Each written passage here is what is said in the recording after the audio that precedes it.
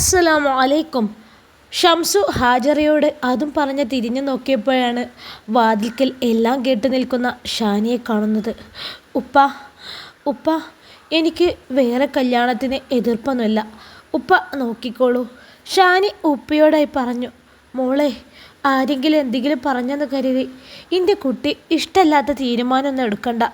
ഉപ്പ പറഞ്ഞില്ലേ, എൻ്റെ മോളെ ഉപ്പ നോക്കിക്കോളാം, ആർക്കും ബാധ്യതയാവാൻ ഇടവരുത്താണ്ട് ഈ ഉപ്പ പൊന്നു പോലെ എൻ്റെ മോളെ നോക്കിക്കോളാം. എനിക്കറിയാം ഉപ്പ, നിങ്ങളെന്നെ ഒരു കുറവും വരാണ്ട് നോക്കുമെന്ന്. പക്ഷെ കുറച്ച് കാലം കൂടി കഴിഞ്ഞാൽ എന്നെ സംരക്ഷിച്ചതിന് എൻ്റെ ഉപ്പ പലരിൽ നിന്നും കുറ്റപ്പെടുത്തലുകൾ കേൾക്കേണ്ടി വരും. അങ്ങനെ വന്നാൽ അറിയാതെങ്കിലും നിങ്ങൾക്കൊക്കെ എന്നോട് വെറുപ്പ് തോന്നിയാലോ? വേണ്ട, അങ്ങനെയൊരവസ്ഥ അതെനിക്ക് സഹിക്കാനാവില്ല.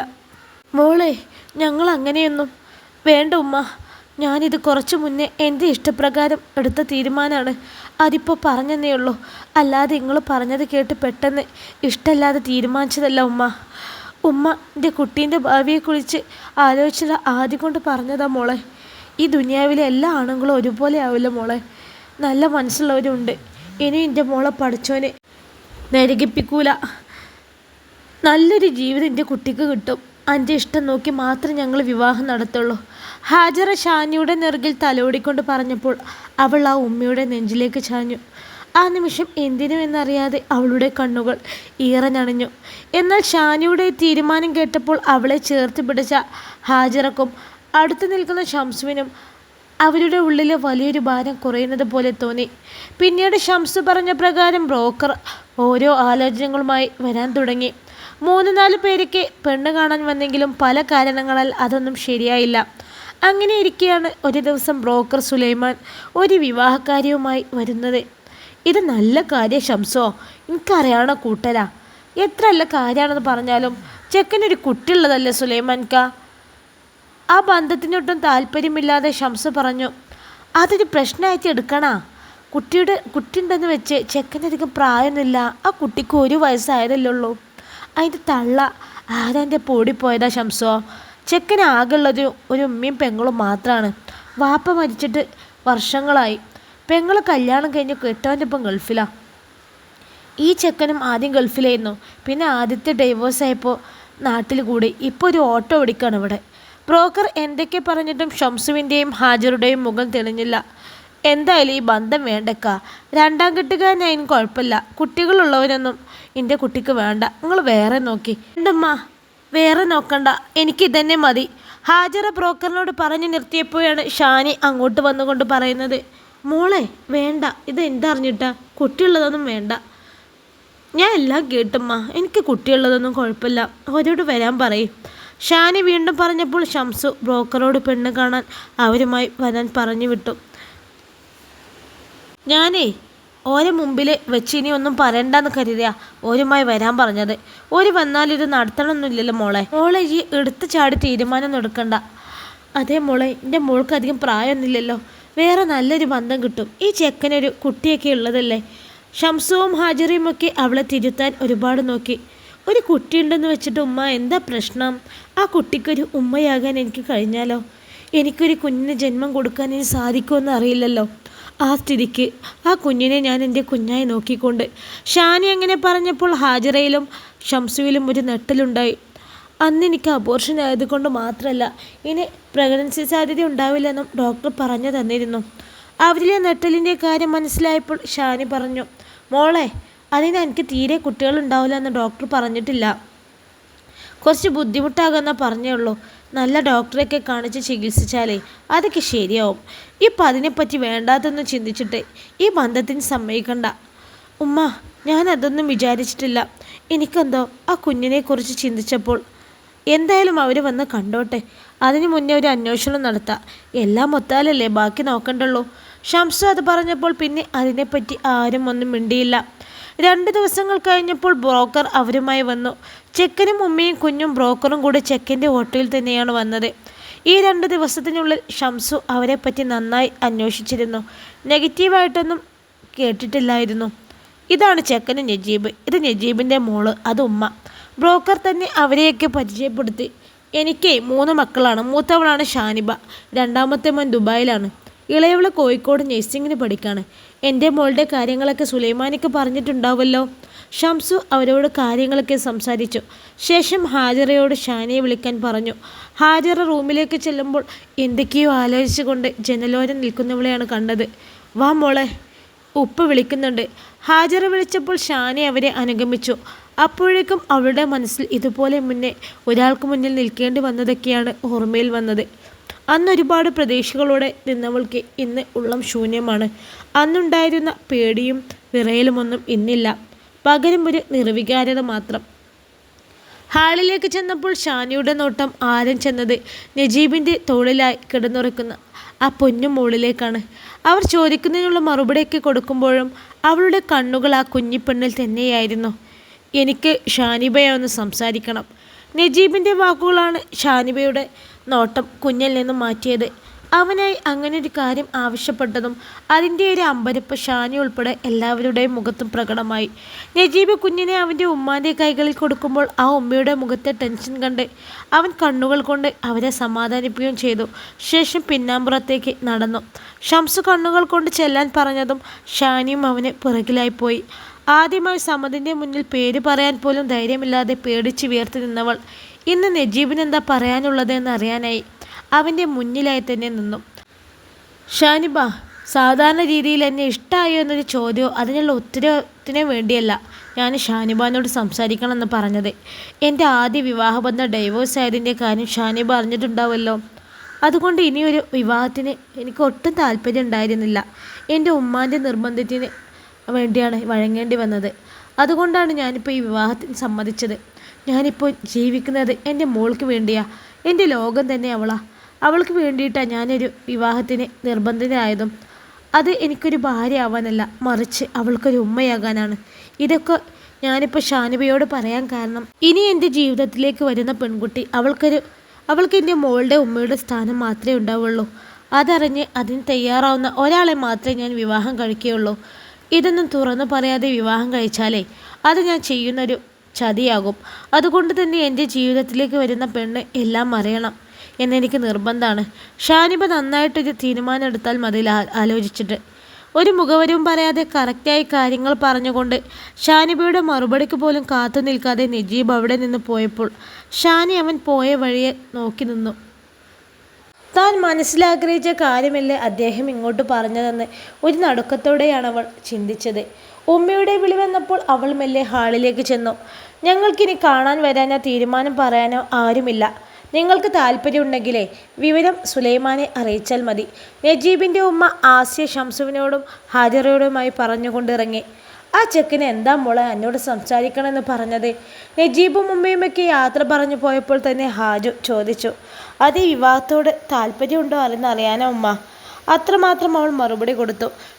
നജീബ് പറഞ്ഞ കാര്യങ്ങൾ അറിഞ്ഞാൽ അവർ എന്തായാലും ഈ വിവാഹത്തിന് സമ്മതിക്കില്ലെന്ന് അവൾക്കറിയാവുന്നത് കൊണ്ട് തന്നെയാണ് അങ്ങനെ ഒരു മറുപടിയിൽ അവൾ ഒതുക്കിയത്. നജീബ് പറഞ്ഞ പോലെ ആ കുഞ്ഞിനൊരു ഉമ്മയായി മാത്രം ഒതുങ്ങാനാണ് അവളും ആഗ്രഹിക്കുന്നത്. എന്താ മോളെ, എന്താ എൻ്റെ തീരുമാനം? എനിക്കിഷ്ടമായോ? ഇത് വേണോ? എൻ്റെ ഇഷ്ടപ്രകാരം ഇനി എന്തും തീരുമാനിക്കുള്ള എന്നല്ല ഉപ്പ പറഞ്ഞത്. ഇതെൻ്റെ ഇഷ്ടത്തിന് ഞാൻ തിരഞ്ഞെടുക്കുന്ന ജീവിതമാണ്. എനിക്കിഷ്ടമായി ഉപ്പ. ഉപ്പ അവർക്ക് വാക്ക് കൊടുത്തോളൂ. ഷാനി അവളുടെ തീരുമാനം അറിയിച്ചതും അന്ന് വൈകുന്നേരം തന്നെ ഷംസു അവരെ വിളിച്ച് താല്പര്യം അറിയിച്ചു. പിന്നീട് കാര്യങ്ങളെല്ലാം വേഗത്തിലായി. ആളും മരവും ഇല്ലാതെ കൊട്ടും പാട്ടുമായി ആഘോഷങ്ങളും ഇല്ലാതെ ഒരു നിക്കാഹ് കൂടി അവളുടെ ജീവിതത്തിൽ വിധിക്കപ്പെട്ടു. ഒരിക്കൽ ഊരിമാറ്റിയ മഹറിന് പകരം മറ്റൊരുത്തിൻ്റെ പേരിനാലുള്ള മഹർ അവൾ കഴുത്തിലണിഞ്ഞു. ഷാനിയുടെയും നജീബിൻ്റെയും തീരുമാനപ്രകാരം ഏറ്റവും അടുത്ത ബന്ധുക്കൾ മാത്രമായിട്ടുള്ള ചടങ്ങാണ് നടത്തിയത്. നജീബിൻ്റെ ഭാഗത്തു നിന്നും ആകെ 10 പേരെ ഉണ്ടായിരുന്നുള്ളൂ. നജീബിൻ്റെ താത്ത നജ്മ ഒരാഴ്ചത്തെ ലീവിന് വേണ്ടി വന്നിട്ടുണ്ടായിരുന്നു. ഒരു ഒരുക്കങ്ങളുമില്ലാതെ നിൽക്കാൻ ആഗ്രഹിച്ചവളെ ഹാജറ നിർബന്ധിച്ചാണ് അവളുടെ സ്വർണങ്ങളിൽ നിന്നും കുറച്ചെങ്കിലും ധരിപ്പിച്ചത്. മുഖത്ത് പ്രത്യേക ഭാവമാറ്റങ്ങളൊന്നും ഇല്ലാതെ നിൽക്കുന്നവളെ കാണുമ്പോൾ അവളുടെ മനസ്സിലുള്ള ചിന്തകൾ എന്താകുമെന്ന് അറിയുന്ന ആ മാതാപിതാക്കളുടെ ഉള്ളം വിങ്ങുന്നുണ്ടായിരുന്നു. അതൊന്നും പുറത്ത് പ്രകടിപ്പിക്കാതെ തന്നെ അവളുടെ മുന്നിൽ അവർ സന്തോഷത്തോടെ നിന്നു. യാത്ര പറഞ്ഞ് നജീബിനൊപ്പം പോകാൻ നേരം ഒരു പൊട്ടിക്കരിച്ചിലൊന്നും ഇല്ലാതെ നിറകണ്ണുകളോടെയാണ് അവൾ എല്ലാവരോടും യാത്ര പറഞ്ഞത്. അവരുടെ വണ്ടി കൺമുന്നിൽ നിന്ന് മറഞ്ഞതും ഹാജറ അതുവരെ അടക്കിപ്പിടിച്ച സങ്കടങ്ങൾ ഒരു പൊട്ടിക്കരിച്ചിലായി മാറിയപ്പോൾ ഷെയ്മ അവരെ ചേർത്ത് പിടിച്ചു. ഇനിയെങ്കിലും എൻ്റെ മോൾക്ക് നല്ലൊരു ജീവിതം നൽകണേ റബ്ബേ. ആ മാതാപിതാക്കൾ നീറുന്ന മനസ്സോട് റബ്ബിനോട് പ്രാർത്ഥിച്ചു. നജീബിൻ്റെ വീട്ടുമുറ്റത്ത് കാർ വന്ന് നിൽക്കും വരെ നജുമ ചോദിക്കുന്നതിന് എന്തെങ്കിലും മറുപടി കൊടുക്കുക എന്നല്ലാതെ നജീബുമായൊരു നോട്ടമോ സംസാരമോ ഒന്നും ഷാനിക്കുണ്ടായിരുന്നില്ല. വണ്ടിയിൽ നിന്ന് ഇറങ്ങിയപ്പോൾ തന്നെ അവളുടെ കണ്ണുകൾ ചുറ്റിലും ഒന്ന് പാഞ്ഞു. ഒരു മോഡേൺ രീതിയിൽ മുഴുവൻ പണിയും കഴിഞ്ഞ നല്ലൊരു വൃത്തിയുള്ള ഒറ്റനില വാർപ്പ് വീട്. ആ വീടിൻ്റെ ഉമ്മറത്ത് തന്നെ നജീബിൻ്റെ ഒറ്റ വയസ്സുകാരി നൂറമോളെയും എടുത്ത് അവൻ്റെ ഉമ്മ നിൽക്കുന്നുണ്ട്. നജീബിനെ കണ്ടതും നൂറമോൾ അവൻ്റെ അടുത്തേക്ക് പോകാനായി കുതറുന്നുണ്ട്. അത് കണ്ടതും നജീബ് വേഗം ചെന്ന് മോളെ എടുത്തു. ആസിയ ഷാനിയെ കൈപ്പിടിച്ച് അകത്തേക്ക് കയറിയപ്പോൾ ഒപ്പം തന്നെ കുഞ്ഞുമായി നജീബും കയറി. പിന്നീട് ഷാനിക്ക് കൂട്ടുണ്ടായിരുന്നത് നജ്മയായിരുന്നു. അവൾ ഓരോന്നും ചോദിച്ചും പറഞ്ഞും ഷാനിക്കൊപ്പം കൂടി. അവർക്കുള്ളത് മാറ്റിയെടുക്കാനുള്ളതൊക്കെ എടുത്തു കൊടുത്ത് എല്ലാത്തിനും സഹായിയായി കൂടെ കൂടി. നജ്മയ്ക്ക് 2 മക്കളാണ്, ഒരാണും ഒരു പെണ്ണും. മോൾ റീമ 10ാം ക്ലാസ്സിൽ പഠിക്കുകയാണ്. മകൻ റസൽ 8ാം ക്ലാസ്സിലും. നജ്മയുടെ ഭർത്താവ് റഫീഖിന് ലീവ് കിട്ടാത്തത് കൊണ്ട് കല്യാണത്തിന് വന്നില്ല. മക്കളുടെ പഠിത്തമൊക്കെ ഗൾഫിലായതുകൊണ്ട് അവർക്ക് പെട്ടെന്ന് തന്നെ തിരിച്ചു പോകണം. നജ്മയും ആസിയുമൊക്കെ സ്നേഹത്തോടെ ഓരോന്നൊക്കെ പറയുന്നുണ്ടെങ്കിലും ഷാനിക്ക് അവളുടെ കണ്ണിൽ അത് സക്കീനയായും സാഹിറയായും ഒക്കെ തോന്നി. അവരും ആദ്യം ഇതുപോലെ സ്നേഹത്തോടെ തന്നെയായിരുന്നു പെരുമാറിയത്. പതിയെയാണ് ശരിക്കുള്ള സ്വഭാവം പുറത്ത് കാണിച്ചത്. അതുപോലെ ആകുമോ ഇവരുമെന്ന് അവൾ ചിന്തിക്കാതിരുന്നില്ല. അതിൻ്റെ പേടി അവളുടെ ഉള്ളിലുള്ളത് കൊണ്ട് തന്നെ അത് മുഖത്തും പ്രകടമായിരുന്നു. അത് ആസിയാക്കും നജ്മാക്കും മനസ്സിലായത് കൊണ്ട് തന്നെ അവർ അവളെ കൂടുതൽ ബുദ്ധിമുട്ടിക്കാൻ നിന്നില്ല. നജു, മോൾ ഇന്നെൻ്റെ കൂടെ കിടന്നോട്ടെട്ടാ. രാത്രിയിൽ മോളുമായി കിടക്കാൻ പോകുന്ന നജീബിനോട് ആസിയ പറഞ്ഞത് കേട്ടപ്പോൾ ഹാളിൽ അവർക്കടുത്തായി തന്നെ ഉണ്ടായിരുന്ന ഷാനി നോക്കിയത് നജീബിനെയാണ്. ഉമ്മ അത് പറഞ്ഞത് അവനെ ഇഷ്ടപ്പെട്ടിട്ടില്ലെന്നുള്ളത് അവൻ്റെ മുഖത്ത് നിന്നുണ്ടെന്ന് ഷാനിക്ക് മനസ്സിലായി. അത് വേണ്ട ഉമ്മ, ഇവളില്ലാതെ എനിക്ക് ഉറക്കം വരില്ല. നജീബ് അതും പറഞ്ഞുകൊണ്ട് കുഞ്ഞുമായി റൂമിലേക്ക് പോയി. കുഞ്ഞു രാത്രിയിൽ വാശി പിടിച്ച് ബുദ്ധിമുട്ടായാൽ മോൾ ഉമ്മാനെ വിളിച്ചോട്ടോ. ആസിയ ഒരു വല്ലായ്മയോടെയാണ് ഷാനിയോട് പറഞ്ഞത്. അത് കുഴപ്പമില്ല, മോളാണ് ആളുടെ ലോകം എന്ന് എനിക്കറിയാം. അവരുടെ വല്ലായ്മ മനസ്സിലാക്കിക്കൊണ്ട് തന്നെ ഷാനി പറഞ്ഞു. മോള് പോയി കിടന്നോ, ക്ഷീണം കാണും. നെറുകിൽ തലോടിക്കൊണ്ട് ഒരു ചിരിയോടെ അവർ പറഞ്ഞതും അവരുടെ ഈ സ്നേഹം നിലനിർത്തി തരണേ എന്നവൾ മനസ്സിൽ പ്രാർത്ഥിച്ചു. റൂമിലേക്കൊരു മടിയോടെയാണ് ഷാനി ചെന്നത്. ആ സമയം നജീബ് കുഞ്ഞിനെ തോളിലിട്ട് ഉറക്കാനായി നടക്കുകയാണ്. ഷാനിബാക്ക് ഉറക്കം വരുന്നുണ്ടെങ്കിൽ കിടന്നോ, മോൾ ഉറങ്ങാൻ കുറച്ച് സമയമെടുക്കും. നജീബ് ഷാനിയെ കണ്ടതും വരുത്തി തീർന്നൊരു പുഞ്ചിരിയോടെ പറഞ്ഞു. ഞാൻ എടുക്കണോ? ഒരു ഒറ്റപ്പെടൽ തോന്നുന്നുണ്ടെങ്കിലും എന്തെങ്കിലും ഒരു സംസാരിക്കാനായി അവൾ ചോദിച്ചു. അവൾ എൻ്റെയും ഉമ്മാൻ്റെയും അടുത്തേക്കല്ലാതെ പരിചയമില്ലാത്ത വേറെ ആരുടെ അടുത്തേക്കും പോകൂല. അതുകൊണ്ടാണ് നിക്കാഹിനെ അങ്ങോട്ട് കൊണ്ടുവരാഞ്ഞത്. 2 ദിവസം കഴിഞ്ഞാലേ നീയുമായി എടുത്തോളും. ഷാനിക്ക് കുഞ്ഞിനെ കൊടുക്കാൻ നോക്കിയെങ്കിലും കുഞ്ഞ് അവൾക്കടുത്തേക്ക് പോയില്ല. അവൾക്കത് വിഷമമാകാതിരിക്കാൻ നജീബ് അങ്ങനെ പറഞ്ഞു. അവൻ കുറച്ചെന്തെങ്കിലും തുറന്ന് സംസാരിക്കുന്നത് ഷാനിയിലൊരു ആശ്വാസമുണ്ടാക്കി. അവൻ വീണ്ടും കുഞ്ഞിനെ ഉറക്കാനായി തുടങ്ങിയപ്പോൾ ഷാനി വീട്ടിലേക്ക് വിളിച്ചും മറ്റും സമയം നീക്കി. കുഞ്ഞുറങ്ങി ബെഡിൻ്റെ നടുവിലായി കിടത്തിക്കൊണ്ട് നജീബ് ഷാനിയോട് കിടന്നോളാൻ പറഞ്ഞപ്പോൾ അവൾ കുഞ്ഞിൻ്റെ തൊട്ടടുത്തായി ചുമരിനോട് ചേർന്ന് കിടന്നു. അവൾ കിടന്നത് കണ്ടപ്പോൾ നജീബ് ലൈറ്റ് ഓഫാക്കിക്കൊണ്ട് കുഞ്ഞിനപ്പുറത്തായി വന്നു കിടന്നു. പിന്നീട് അവർക്കിടയിൽ ഒരു സംസാരമോ ഒന്നും ഉണ്ടായില്ല. നജീബ് വേഗം തന്നെ ഉറക്കം പിടിച്ചപ്പോൾ ഷാനി ഉറക്കം വരാതെ കുറെ തിരിഞ്ഞും മറിഞ്ഞും കിടന്നു. രാത്രിയിൽ 1-2 തവണ കുഞ്ഞ് എഴുന്നേൽക്കുന്നതും നജീബ് അവളെ വെള്ളമൊക്കെ കൊടുത്ത് തട്ടി ഉറക്കുന്നതുമൊക്കെ ഷാനിയും ശ്രദ്ധിക്കുന്നുണ്ടായിരുന്നു. നേരം ഒരുപാട് വൈകിയാണ് അന്ന് ഷാനി ഉറങ്ങിയതെങ്കിലും രാവിലെ 5 മണിക്ക് തന്നെ അവൾ എഴുന്നേറ്റിരുന്നു. അടുത്ത് തന്നെ നജീബും കുഞ്ഞും സുഖ ഉറക്കത്തിലാണ്.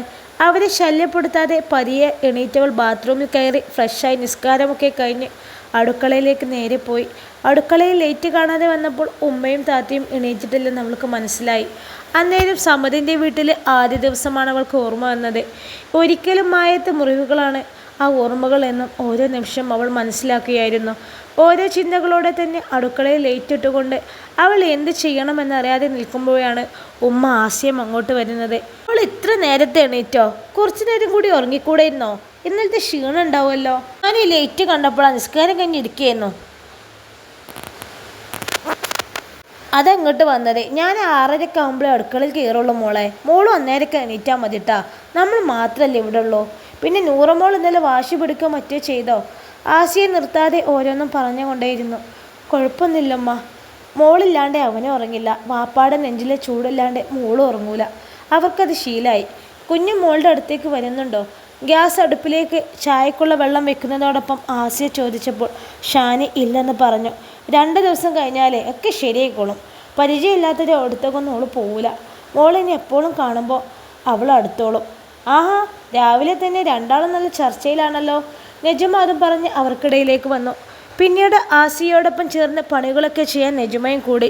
ഷാനിയെ കൊണ്ട് ഒന്നും ചെയ്യാൻ അവർ സമ്മതിച്ചില്ലെങ്കിലും അവൾ അവർക്കൊപ്പം തന്നെ സഹായത്തിന് കൂടി. ഓരോന്നും സംസാരിച്ചു കൊണ്ട് പണികളൊക്കെ ചെയ്തു കൊണ്ടിരിക്കുമ്പോൾ ഷാനിയിലെ അപരിചിതത്വം ഒക്കെ പോയി അവളും അവരിൽ ഒരാളുമായി മാറിയിരുന്നു. ആസിയയുടെയും നെജുമയുടെയും സ്വഭാവത്തിൽ നിന്നും പെരുമാറ്റത്തിൽ നിന്നും ചരിത്രം വീണ്ടും ആവർത്തിക്കുന്നില്ല എന്നും അവർ മറ്റൊരു സെക്കീനയും സാധ്യതയും സാഹിറയും അല്ലെന്നും ഷാനിക്ക് ബോധ്യമായി. ആ തിരിച്ചറിവ് അവളുടെ ഉള്ളിലെ വലിയൊരു പേടിയെ കുറക്കാൻ സഹായിച്ചു. കുഞ്ഞ് എണീറ്റിട്ടുണ്ട്, മോളൊന്ന് പോയി നോക്കി. റൂമിൽ നിന്നും നൂറമോളുടെ കരച്ചിൽ കേട്ടതും ആസിയ പറഞ്ഞു തീരുമ്പോഴേക്കും ഷാനി അങ്ങോട്ടോടി. ഷാനി റൂമിൽ ചെന്ന് നോക്കുമ്പോൾ ബെഡിൽ എണീറ്റിരുന്ന് കരയുന്ന നൂറമോളെയാണ്. അവൾക്കടുത്തായി നജീബിനെ കാണാനില്ലാതെ നോക്കുമ്പോഴാണ് ബാത്റൂമിൽ നിന്ന് വെള്ളം വീഴുന്ന ശബ്ദം കേൾക്കുന്നത്. ഷാനി വേഗം തന്നെ ചെന്ന് കുഞ്ഞിനെ എടുത്തു. ആ കുഞ്ഞിനെ കണ്ടത് മുതൽ ഷാനിക്ക് അവളെ ഒന്ന് എടുക്കാനും കൊഞ്ചിക്കാനും അത്രയും ആഗ്രഹമുണ്ടായിരുന്നു. ആ ആഗ്രഹം സാധിച്ചതിൻ്റെ സന്തോഷത്തോടെയാണ് അവൾ കുഞ്ഞിനെ എടുത്തത്. എന്നാൽ ഷാനി എടുത്തതോടെ കുഞ്ഞിൻ്റെ കരച്ചിൽ കുറച്ചുകൂടെ ഉച്ചത്തിലായി. ഷാനി ആകെ വെപ്രാളപ്പെട്ട് ഇനിയെന്ത് ചെയ്യും? ഉമ്മാൻ്റെ കയ്യിൽ കൊടുക്കാമെന്ന് വിചാരിച്ച് അടുക്കളയിലേക്ക് പോകാൻ നിൽക്കുമ്പോഴാണ് ബാത്റൂമിൽ നിന്നും ഒരു മുണ്ട് മാത്രം ഉടുത്തുകൊണ്ട് തല മുഴുവനായി തോർത്താതെ നജീബ് ഇറങ്ങി വരുന്നത്. അവനെ അങ്ങനെ കണ്ടപ്പോൾ ഷാനിക്ക് ആകെ ഒരു ചമ്മലുണ്ടായി. മോളുടെ കരച്ചിൽ കേട്ടപ്പോൾ പെട്ടെന്ന് ഷാനിയുടെ വല്ലായ്മയുടെ കാര്യം മനസ്സിലായ നജീബ് കുഞ്ഞിനെ അവളിൽ നിന്നും വാങ്ങിക്കുന്നതോടൊപ്പം ഡ്രസ്സ് എടുക്കാനായി പോയപ്പോൾ ഷാനി പെട്ടെന്ന് തന്നെ റൂമിലേക്ക് പുറത്തേക്ക് പോയി. കുഞ്ഞെവിടെ? അവളെ കണ്ടപ്പോൾ ഉമ്മ ചോദിച്ചു. അത് പിന്നെ നജീബിക്ക എടുത്തു. അവളുടെ വിക്കിയുള്ള നജീബിക്ക എന്ന വിളി കേട്ടപ്പോൾ ആസിയയുടെയും നജുമയുടെയും ചുണ്ടിൽ ചെറു പുഞ്ചിരി വിരിഞ്ഞു. നജീബ് ഡ്രസ്സൊക്കെ മാറ്റി കുഞ്ഞിനെ കുളിപ്പിച്ച് ഡ്രസ്സൊക്കെ മാറ്റി റെഡിയാക്കിക്കൊണ്ട് അടുക്കളയിലേക്ക് വന്നു. അവനെ കണ്ടപ്പോൾ തന്നെ ഉമ്മ കുഞ്ഞിനുള്ള പാലെടുത്ത് കൊടുത്തു. ഷാനി എല്ലാം ശ്രദ്ധിക്കുന്നുണ്ടായിരുന്നു. കുഞ്ഞിൻ്റെ എല്ലാ കാര്യങ്ങളും നോക്കുന്നത് നജീബാണെന്ന് അവൾക്ക് ഒരു ദിവസം കൊണ്ട് തന്നെ മനസ്സിലായിരുന്നു. മോളുടെ കാര്യങ്ങളൊക്കെ അവനുള്ളപ്പോൾ അവൻ തന്നെയാണ് ചെയ്യുക. ഷാനി എൻ്റെ അടുത്താകുമ്പോൾ ആ കുഞ്ഞിപ്പെണ്ണിൽ കുറുമ്പ് കൂടും.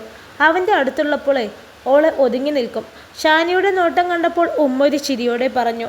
ആ കുഞ്ഞിനെ നോക്കുന്ന അവൻ്റെ രീതികളിൽ നിന്ന് തന്നെ അവൾ എത്രത്തോളം പ്രിയപ്പെട്ടതാണെന്ന് അവൾക്ക് മനസ്സിലായിരുന്നു. അതുപോലെ വിവാഹത്തിന് മുന്നേ അവൻ്റെ വാക്കുകൾ അത് വെറും വാക്കല്ല. ഈ നേരം വരെ മോശമായൊരു നോട്ടം പോലും അവൻ്റെ ഭാഗത്തു നിന്നും തനിക്ക് നേരെ വന്നില്ലെന്ന് അവൾ ഓർത്തു. ഉമ്മ പറഞ്ഞതുപോലെ എല്ലാ ആണുങ്ങളും ഒരുപോലെയല്ല. പെണ്ണിനെ വെറും ഉപയോഗ വസ്തുവായി മാത്രം കാണുന്നവരല്ല എല്ലാ ആണുങ്ങളും എന്നുള്ള ഒരു ഉദാഹരണമാണ് നജീബ് എന്നവൾക്ക് മനസ്സിലായി. ഇങ്ങനെയുള്ള ആളെ വിട്ട് അദ്ദേഹത്തിൻ്റെ ഭാര്യ പോകാൻ കാരണം എന്താകുമെന്ന് അവൾ ചിന്തിക്കാതിരുന്നില്ല. ആ കുഞ്ഞിൻ്റെ ഉമ്മയല്ലേ? സ്വന്തം കുഞ്ഞിനെ ഉപേക്ഷിച്ചു പോകുന്ന സ്ത്രീകളെപ്പറ്റി വാർത്തയിലൊക്കെ കണ്ടിട്ടുണ്ടെങ്കിലും നൂറമോളുടെ മുഖം കാണുമ്പോൾ എങ്ങനെ അവർക്ക് ഈ കുഞ്ഞിനെ ഉപേക്ഷിച്ചു പോകാൻ സാധിച്ചു എന്നവൾ അതിശയിച്ചു പോയി. മോളെ, നീ എന്താ ആലോചിക്കണത്? ചായ കുടിക്കാൻ വാ.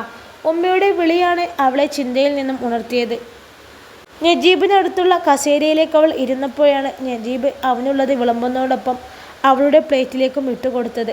അവൻ്റെ പ്രവൃത്തി അതുപോലെ തന്നെ നിർബന്ധിച്ച് കഴിപ്പിക്കുന്ന ഉമ്മയെ കാണുമ്പോഴും ഈ പരിഗണന കിട്ടാനും ഇതുപോലെ ഒരുമിച്ചിരുന്ന് ആഹാരം കഴിക്കാനുമൊക്കെ എത്രയോ വട്ടം കൊതിച്ചിട്ടുണ്ടെന്ന് അവൾ ഓർത്തുപോയി. ആ ഓർമ്മകളുടെ ഫലമായി കണ്ണുകൾ നിറഞ്ഞതും അവരാരും കാണാതെ മറച്ചു പിടിച്ചു. ഇൻഷാ അല്ലാഹ് ഈ കഥയുടെ ബാക്കി ഭാഗവുമായി നാളെ കാണാം. അസ്സലാമു അലൈക്കും. എല്ലാവരും ലൈക്കും കമൻറ്റൊക്കെ ചെയ്യണേ.